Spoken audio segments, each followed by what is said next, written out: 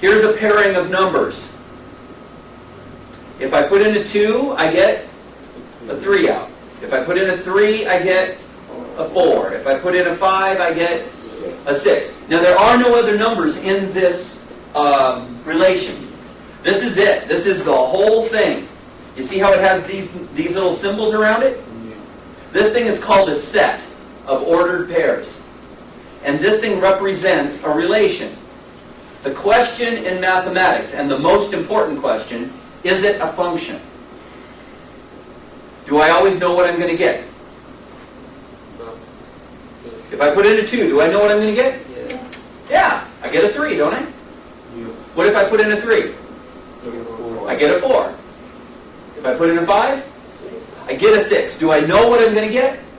Then it's a predictable relation, and yes, it's a function. This is a function. Got it? Now what about this other one over here? Take a look. 2, 5, 3, 6, 2, negative 5. Pretty clear that we've got a problem, isn't it? Yeah. You'll see what I mean? It's easier to tell when it's not than when it is. Look. Does everybody see I don't know what I'm going to get when I put in a 2? Sometimes I get a 5, sometimes I get a negative 5, and who knows? That's the problem. So this is a relation. Isn't it a pairing of numbers? Yes. But it's not a function.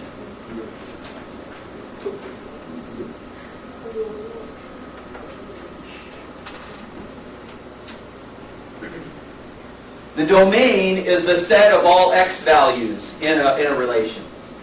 So I need to write all the x values down for the domain. And the range is the set of all y values. In this first one, what's the domain? 2, 3, 5. 2, 3, 5. And the range? 3, 4, 6. That's all. There are some other things that we'll analyze about domain and range, like domain restrictions. They mean more in real life than they do in mathematics. Write down the domain and range here.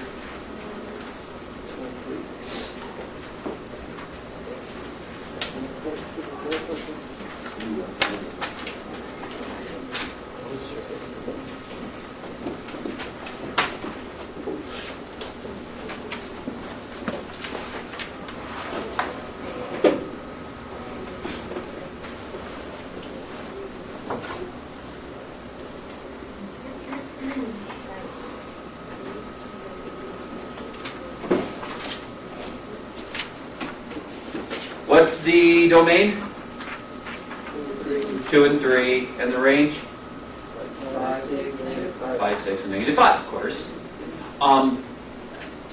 Here's another way of writing the same things. Does everybody see I have an input and output? Here's your, what's this thing called? All this, the input, another word for it? What's the D? Domain. This is the domain, this is the range, this is another type of pairing. I pair the 1 with the 4, the 2 with the 5, the 3 with the 6. Is it a function? Yes. Definitely. I know what I'm going to get every time, don't I?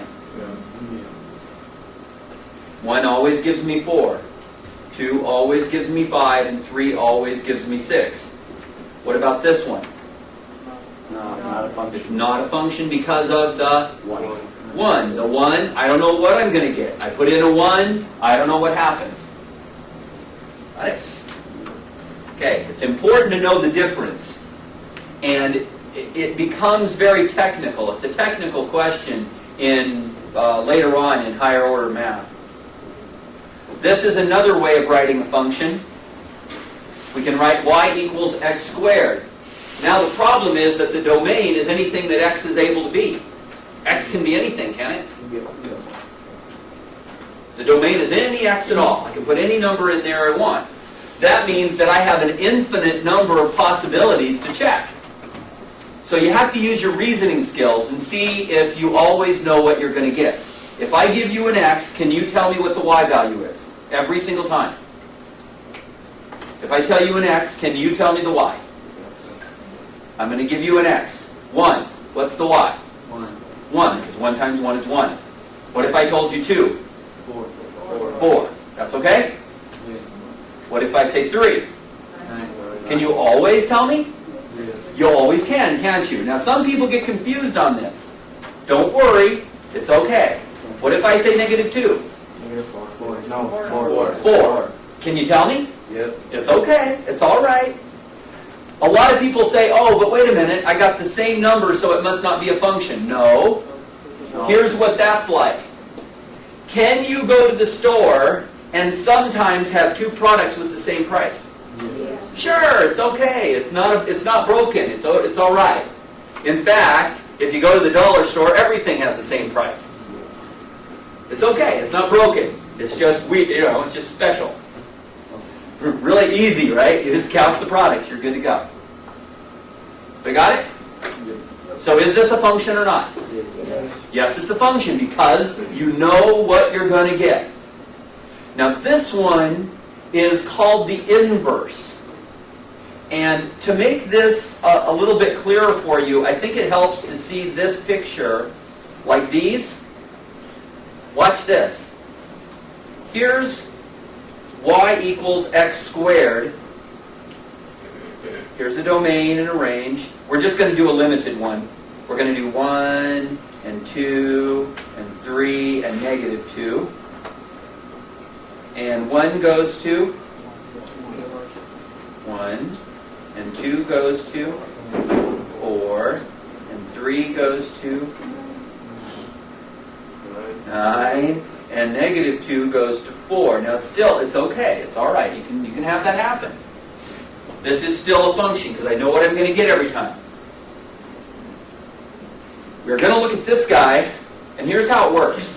If I have an x value, say 9, now I need to find the y value that gives me 9. What y value squared gives me 9? 3. But doesn't -3 also give me 9? Yeah.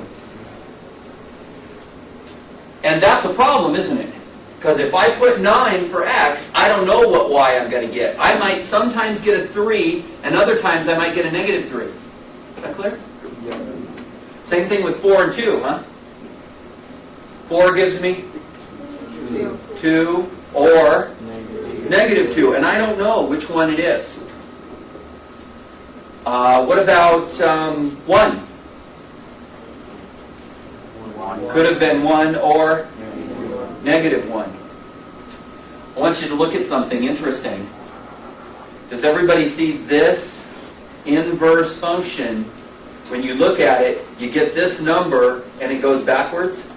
Yeah. Doesn't it go the other direction?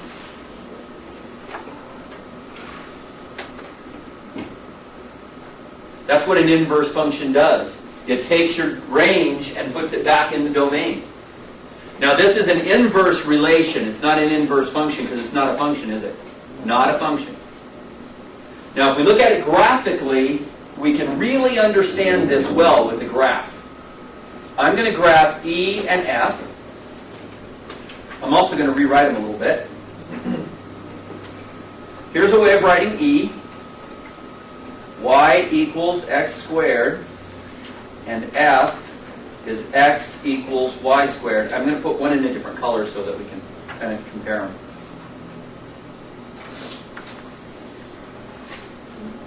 Y equals x squared can be written like this. There is absolutely no difference between f of x and y. They mean exactly the same thing. All I'm saying here is that y is a function of x. Got it? Now I can't do that down here, can I? You see, it doesn't work because it's not a function. I can graph this thing. Go ahead and graph it. Everybody better be able to graph this by now. Okay. What is this thing? It has a name. It's a parabola, sure. And in fact, it's a standard shaped parabola with a vertex where? 0, 0, also called the origin. And it has that standard base shape. It hasn't been stretched or compressed or translated or anything special to it. It's just a standard parabola. It looks like this. Now what I'm going to do is I'm going to choose a very specific x value. And one way of choosing an x value is by looking at a vertical line.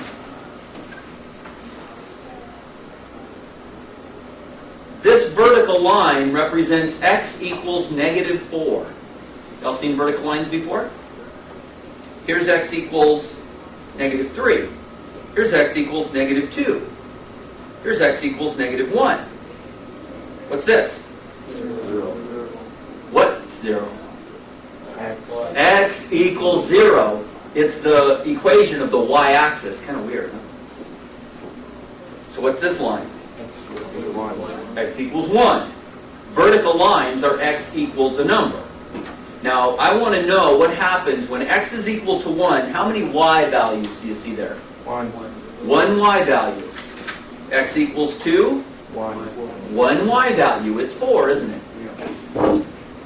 X equals 3. 1. There's one y value. Does everyone see the vertical line test? For every x value, gives me one y value. That's what that vertical line test is all about. For every value of x that I choose, no matter where I go on here, I only get one y value out. Even though this thing looks like it gets really steep, it still has an individual y. Every time you only get one y for every x. Now let's look at the thing that's not a function.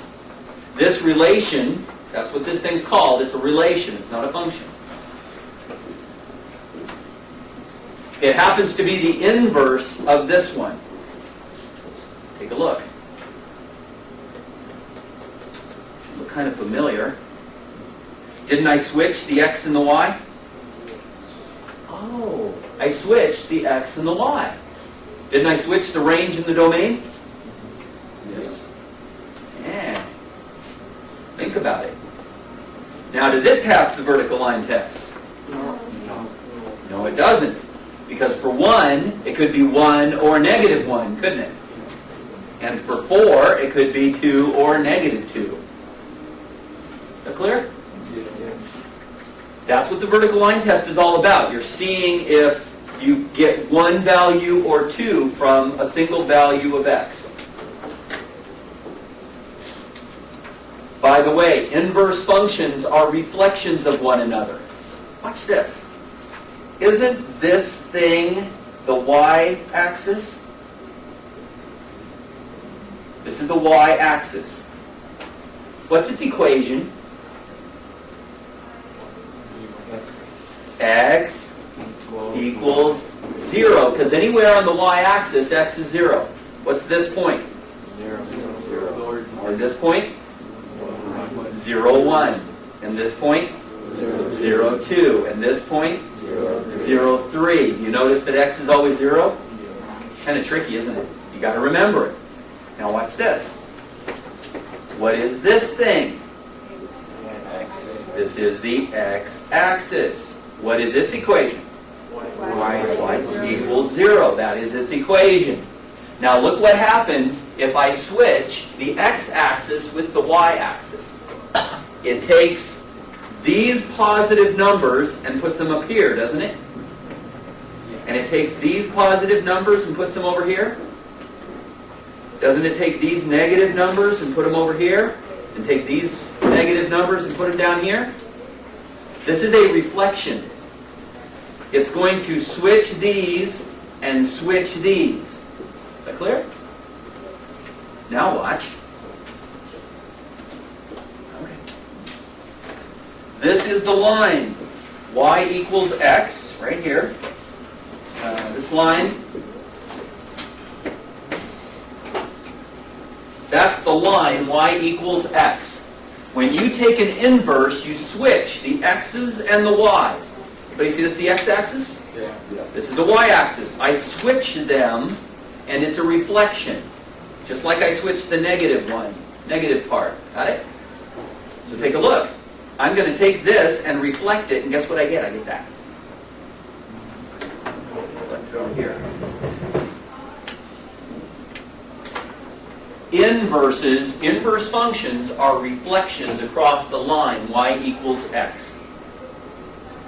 Because you're switching the x-axis with the y-axis.